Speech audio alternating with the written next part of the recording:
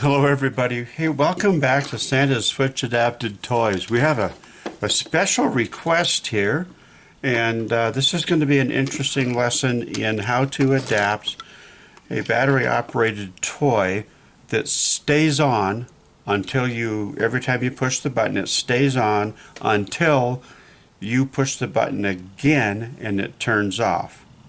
So this has a latching switch in it instead of a momentary switch, which is what you normally find in a lot of battery operated toys. So this is a massager. It's a neck massager that you can stop into Walmart, pick up. They got different styles of them. They've got this one here in a gray version. When you get down there to this store, you'll also find that there's a huggable, let's see, move the boxes out of the way. There's a huggable dog style or puppy style one. And that image on the center there indicates that that's where the action is going to go. It's a vibrating toy. And so it makes for a wonderful comfort for people, as well as its intended purpose. It's a nice neck massager, okay? Demonstrated there in the photo.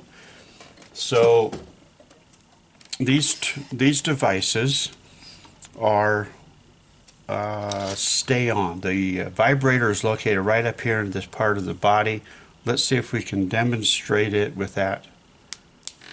Okay, there it is.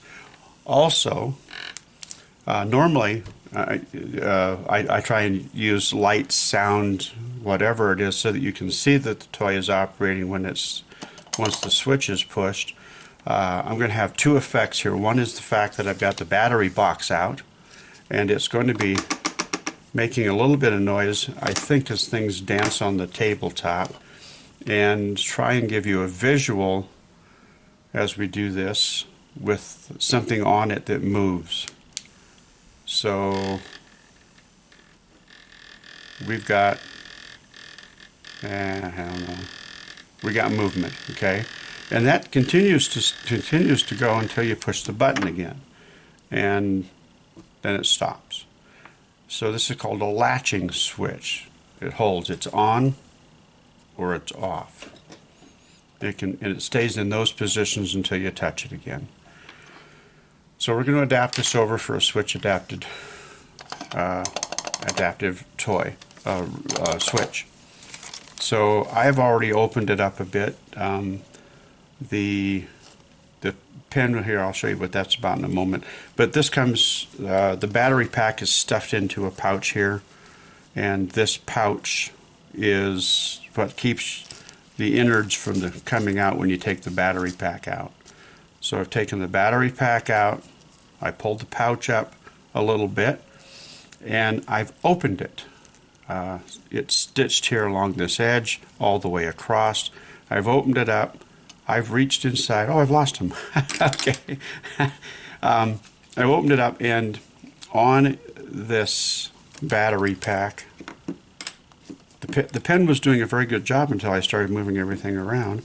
On the battery pack are the two wires that go to the control box. And like I say, the vibrator in this particular device is located right inside the body right there. We're not going to do anything with those wires because we don't want to interrupt. We want to be able to use the factory switch as well as our remote switch. So we don't want to interrupt those wires, but if you probe around in there, like I say, the pen was, I clipped the pen onto the wires when I had them up. I don't think they're too far away. But there's two other wires. Nope, I just pulled back the same battery wire. Okay. There's two other wires that look just like that go to the control box. I've got them wrapped around my finger here. And we know we've got them because when I start pulling on to figure out what's going on, one of them goes into the box. The other side of it, you can see I'm pulling the tail. Okay, that's because the other side of it's the one that's connected to the tail, to the switch. So we're going to not do anything with the battery pack wires, we are going to do something with these wires so that we can connect our cable to it and still operate it with the factory switch as well as an adaptive switch. Okay, so what we need to do is to add these in. I have a benefit of using a mono cable, so I only have 2 wires right now to deal with, and I'm just going to follow the same pattern. I'm going to hook red to red and black to black. To do that, I'm going to cut it, strip it back a little bit, and again, we are making sure that we are working with the wire that goes to the switch. Okay. So I've got that cut. Strip the wire back a little bit. And I've discovered that if I do this, don't take that wire completely off until I've pulled it back, until I've twisted the wires. If I don't take the insulation off before I twist the wires, then I can control that better. We're only going to use a half of this on each side. So before I do anything else, let's put the shrink wrap on here, shrink tubing, and slide it down out of the way so we can add this. I'm going to tie a knot in here so we have a strain relief. That strain relief will come in very, very important later on as you cinch up the toy for use. Let's see. I forgot to show you something here, so stick with me. Even if this video is boring, I want you to stick with me long enough that I cut this other red wire so you can see something that's very, very important. I don't want to take that apart, otherwise I would demonstrate it right there. Okay, let's verify. Oh no, I forgot something. No, I didn't. We're good. We're good. Okay. Okay. So soldering iron's hot. I use solder. It could be twisted together if you choose to do that. I like soldering because I know it's going to give us a permanent, long time and very, very assured connection that's not going to come apart easy. Fold this back. Cool, just a little bit so that I can pull that. Let's see, I've got the insulation in there. Okay, so I can pull that shrink tubing up and cover up our connection. Okay, so I don't want to introduce any flame in here, but what I do want to do is to use my soldering iron and just rub it over that shrink tubing, and it will bring it down onto that nice and tight and form a nice non-shifting insulation to it. Okay, alright, so one side's done. Let's get the other side, and again we're going to pull it out to a point, cut that black,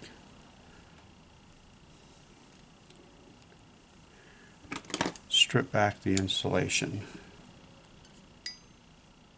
and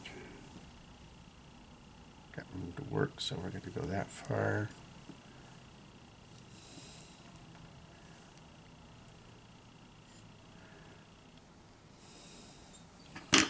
Actually, I'm going to go ahead and pull that insulation off there, because this is what I wanted to demonstrate. You see the size of this wire? This is the one that's going to your, and on almost every single one of these type of adaptive switches that's using a stereo or a mono cable for that length to get from your user to the toy, It is a very, very small and very, very thin wire that's in there. But you can see on this toy that they put a heavier gauge wire. Not only is it thicker insulation, but it's also more strands of wire because it's carrying the battery current. And it's carrying the battery current, in this case, over a very short distance, just within the toy. We're going to ask for that battery current to be carried from here 6 foot away to a switch that's out here and then back into the toy. And that is a lot to ask for. So when you use a standard adaptive switch with a bubble maker and you notice that it's running very, very slow, that's why. If it's slowed down, if it's not doing full function operation like you're used to, the reason is because you're trying to use a very small thin wire over that distance to carry all that battery current. Oh, I forgot something here. Oh, wait. Let's get the shrink tube on. I'm talking other aspects and I totally forgot about. I didn't forget to do it before I soldered it, but I was close. Okay, so we're going to put this back together here. But the size of the wire they use to carry current is much heavier than the size needed for operating a switch. And I have had complaints about, oh, your switches don't operate my bubble maker. Well, the reason is because the switch isn't really intended to be a battery interrupter. Okay. And that size of the wires is really what it's all about. Okay, so I've got that soldered. Bring that insulation back up, that shrink tube. And we can heat the shrink tube up with the soldering iron again.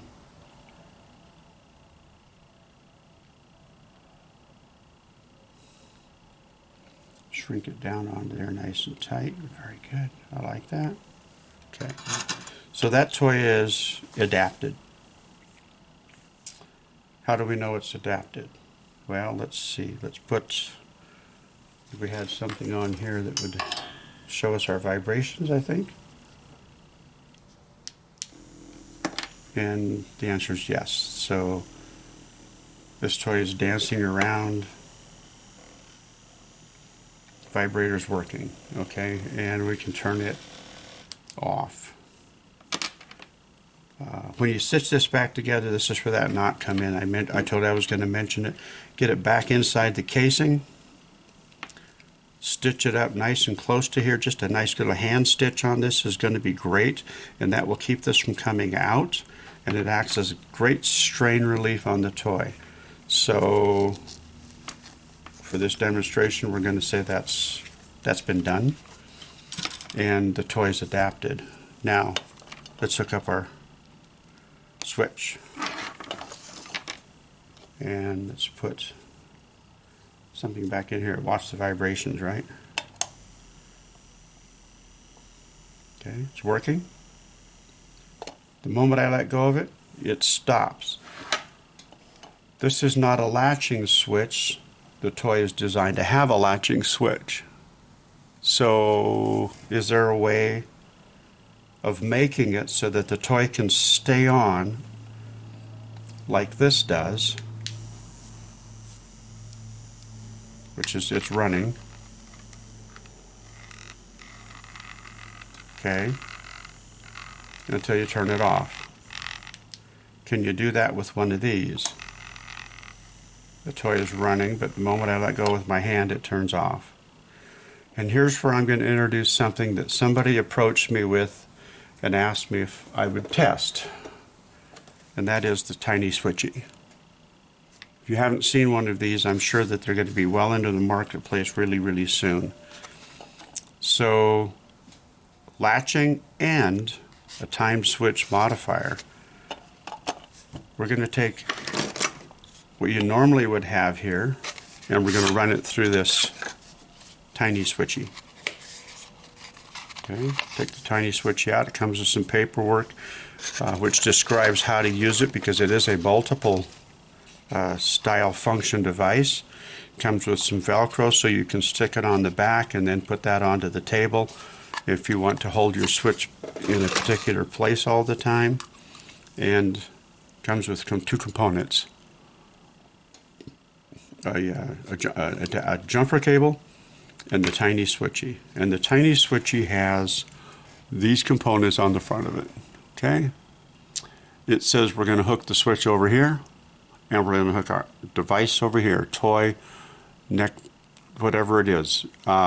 This is not something you're going to use with a regular toy that you use a momentary switch on.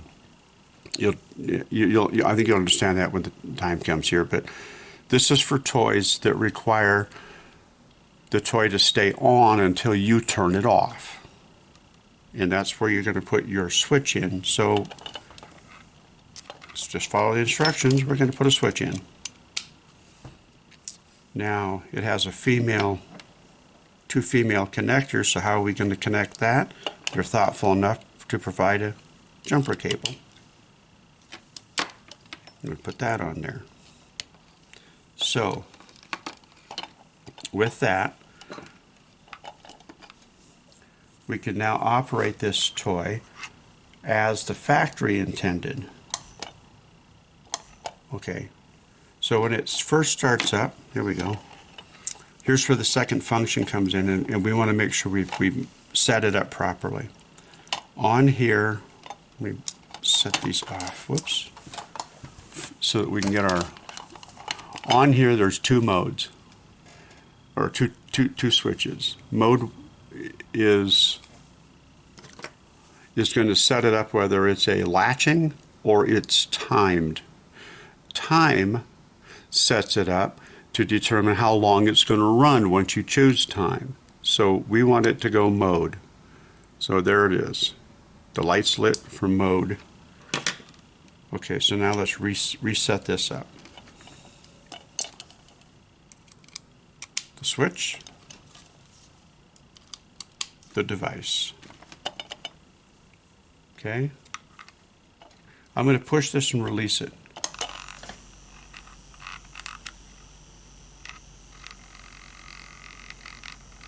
That's going to continue running until one of two things happens. I either turn it off by pressing the switch, or the battery runs out. That's the way this device was intended to run. It's intended to stay on until you push the switch. And that's what it's going to do with the Tiny Switchy. Another feature of this is that you can program it to say how long you want it to run. How long do you want it to run? We're going to count to 5. I'm going to push it in. 1, 2, 3, 4, 5. Release it. Okay. Now we're going to punch the button. The switch, this device is operating, and it's stopped. Let's time it out. 1, 2, 3, 4, 5. Fascinating device. A lot of thought went into how this was going to work. You can program that time, you can follow the instructions, you can program it, I think, up to an hour. I mean, a long time. So that can be done. It's real easy to do. Or we can push it back up mode. That mode light comes on. And now we are back onto a standard latch. And it'll stay on until you punch the button again. Okay? So there's a demonstration on a couple of things.